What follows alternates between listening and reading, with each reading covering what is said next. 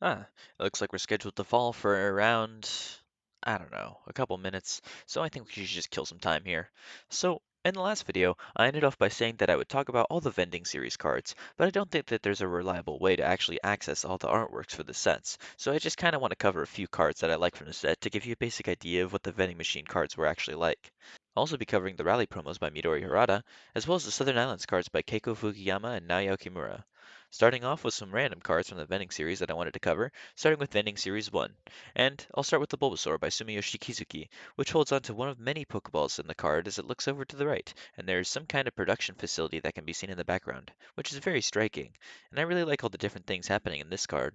Next, I want to talk about the Mr. Mime, illustrated by Katsumi Matsuda.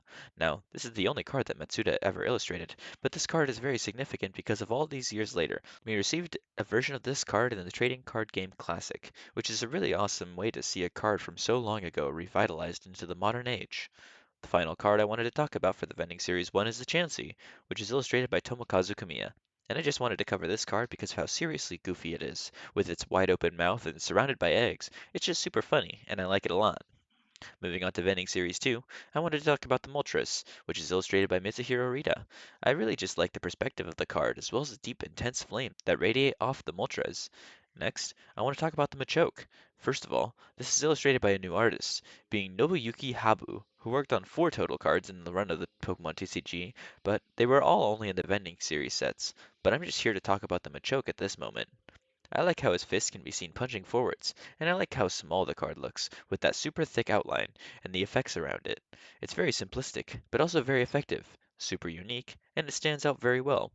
I also want to talk about the Krabby, which is another card by Kizuki, but this one is just plain adorable. Cards like these are ones that I'd want to see revitalized in a modern card art style, because this one is just so freaking cute. The baby Krabby sitting on a beach with some nice simplistic hills in the background and a nice yellow sky. Finally, for Vending Series 2, I wanted to talk about the Hitmonlee, illustrated by Shinichi Yoshida. I don't know why, this is one of my favorite cards from the Vending Series, just because of that pose, and I like how unique the pose is that the Hitmonlee is in, along with the very unique color that they use to color in the Pokemon. It's just visually pleasing.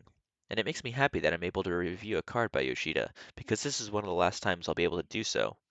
As for Vending Series 3, this is the final series of vending machine cards, and these ones are pretty awesome, just like the Vending Series 2 cards that I previously talked about. Firstly, I wanted to talk about Arbok, illustrated by Naoya Kimura, which sits peacefully in a cave, and I really enjoy the dark shading that's used on the Pokemon to make it look very cold and calculated as it sits majestically in the cave. The next card I wanted to talk about is the Kingler by Masako Yamashita, and I think that chronologically, this is actually Yamashita's first card that they illustrated, which is really cool.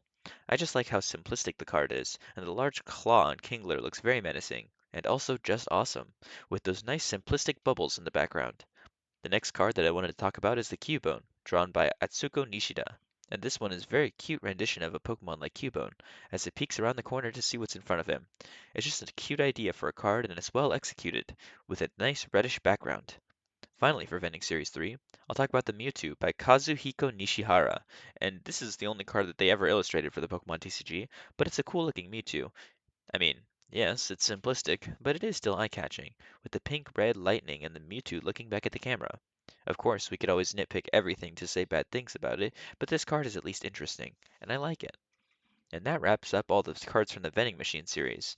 I would recommend going to your own time to see what kind of cool cards are hiding in the depths of the Vending Machine series of cards, and you might even find some new favorites. Next, I want to talk about the rally promos, illustrated by Midori Harada. Firstly, they illustrated the Celebi, which flies down and to the left, as the speed lines indicate where the Celebi is flying, and its mouth is open in awe as it flies forwards. The Entei is really gorgeous. I like the crystals that Entei stands on and the clouds in the background, what almost kind of looks like Ninetales. And I just think the clouds are quite nice, with the deep yellow and orange coloration. The Pikachu stands next to a familiar purple figure that can just barely not be made out. But the Pikachu is really cute. I like the electricity that crackles off of it as it readies its body off and to the left, and I like its face. The next card is the Pichu, which stands right next to where Entei was standing, as you can see the crystals off to the left of the card. And it jumps up from a branch of a tree, which is cute. Again, I like the crackles of electricity. The Mewtwo seems to be just blocking some kind of attack with the psychic shield that it projects, which looks really visually striking. And I like how its serious and determined face is just on display. Finally, the Lugia flies into the scene. I like how Lugia has its head down and flies upwards. and the blue covering its eyes almost make it look like a deep mask. Combined with the deep purple colors, they make this card seriously look awesome to look at. Those were all the rally promos. They are all super nice, and they give me that vintage E-Series feeling. Something to note about these cards as well is that they have a little Pokeball logo in the bottom left instead of the typical E logo for the E-Series cards. Finally, I wanted to cover the Southern Islands cards. There are 18 cards in this set. So first, we'll start off with the 9 that Keiko Fukuyama worked on, starting with the Mew. And let me just say, this is one of the coolest Mew cards that we've gotten before. Just a combination of the rainbow, Mew flying in the middle, Charizard in the background. This card is just full of energy and pep, and it is a really nice Mew card. The Pidgeot flies forward as rings of light fly off of it, and it is flying right next to the Mew, with the Onix and the Venonat in the background. That leads us right to the Onix, who's just looking to the left, and the nice Dragonite is in the background and has some kind of hill or mountain with a big hole in it in the back. The Togepi shows Togepi looking to the right as one of its little arms covers its face, with a Squirtle in the back and an Ivysaur to the right of it. Speaking of Ivysaur, this Ivysaur is just him standing and looking straight forwards, but I'm sure that you've noticed something by now. These all obviously connect, which is actually really awesome. The Raticate is climbing on a tree with Slowpoke sneaks around in the back. The Ladybuff flies upwards with a nice rainbow sitting in the background. The Jigglypuff holds up one of its arms and smiles as a Weepinbell and Dodrio stand in the background.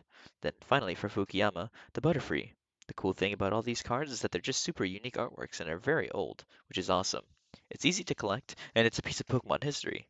The other artist who worked on the Southern Island set was Naoya Kimura, and I don't know if this is technically their debut or if Vending Series cards were. Actually, I just checked it out. I'm pretty sure it was vending. Our first card that they were talking about by Kimura is a Tentacruel, which just sits in the water as a Dragonite flies in the background. The Marill, which can be seen jumping up, and a Magikarp jumps with an open mouth in the background. The Lapras looks up with a Dratini in the background, and some cool rocks in the back as well. The Executor travels with a pack of other Executor as they walk through the foliage. The Slowking just holds up some leaves and also holds a Psyduck's hand as they look upwards, and a Bellsprout is just chilling on the left. The Wartortle shoots water upwards with a Horsea, and they stand on the beach. The Lickitung is shown extending its long tongue as a Rattata creeps around the corner of the tree. The Vileplume stands with another Vileplume as they just stand around in front of many leaves, and the final card for the set is Primeape, which just holds onto one of the branches of the trees that it extends its other arm out, with a Venomoth flying in the background. These cards are quite beautiful, and I really enjoy them as they are part of Pokemon history when it comes to the TCG. And that wraps up all the rest of the random cards left over in the WOTC era, and it's been a really fun journey with all these different sets, and I'm really happy that I was able to cover all these. Hopefully, you will want to join me for more in the future. My favorite cards from these sets are probably the Chansey, Krabby, Hitmonlee, Lugia, and the Mew. There aren't really a lot of cards to cover, but the cards that I did cover were all pretty nice. Now, I think I'm ready to hit the ground running with the next set, and the start of the next era, which is the EX era. I'll see you all in EX Ruby and Sapphire.